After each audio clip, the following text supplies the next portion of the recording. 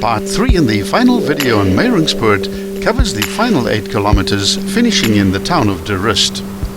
If you intend driving this pass, it's important to watch both of the first videos first, which include the Google Earth orientation clips, as well as other important safety, tourism and historical information.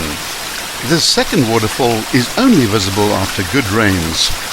The Swartberg is amongst the best exposed fold mountain chains in the world, and the pass slices through magnificently scenic geological formations.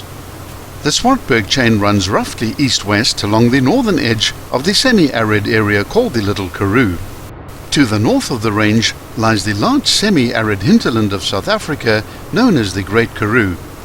Much of the Swartberg is part of a UNESCO World Heritage Site.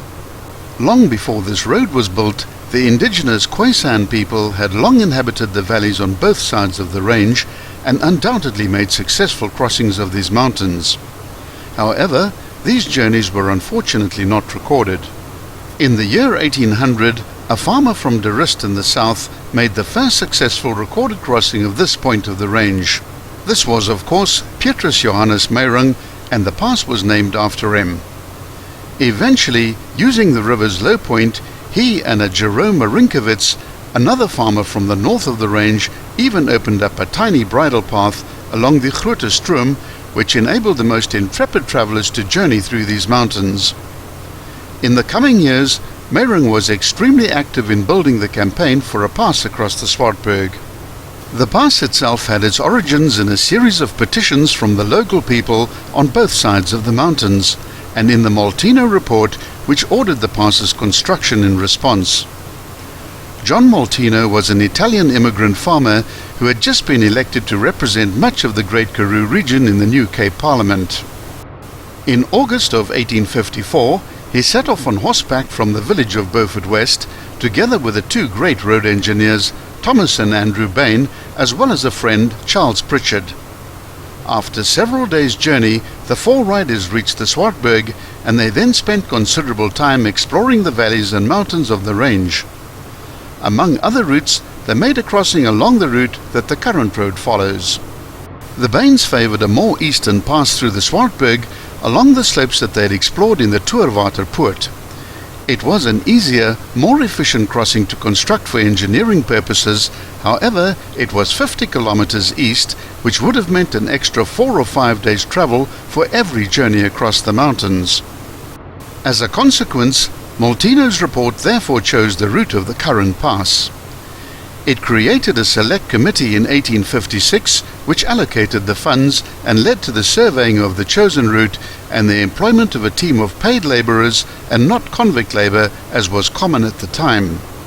The report envisioned the pass as a means of connecting the underdeveloped Karoo hinterland with the port of Mossel Bay, thereby stimulating exports from the hinterland and the overall Karoo economy.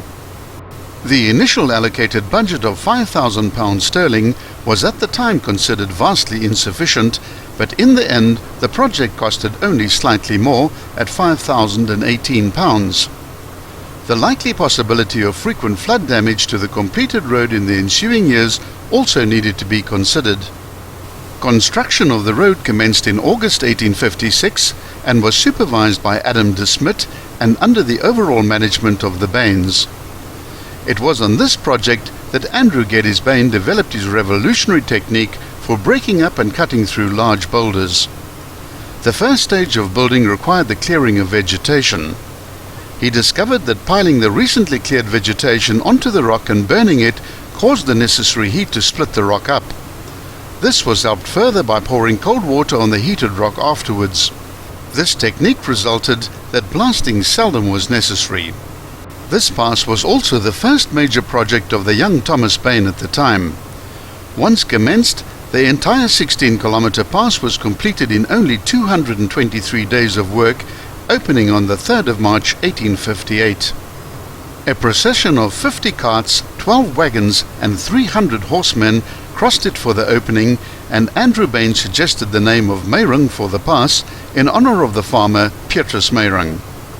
A measure of the success of the pass was that Mossel Bay's port structures had to be expanded almost immediately to cope with the massive growth in exports. By the 1870s, In spite of the frequent repairs from flood damage, 1/8 of the country's entire export wool produce was being transported through the poort. For the last few kilometers, the road is fairly straight as the topography opens up across the wide plains around De Rust. The poort ends at the final river crossing on the northern side of De Rust.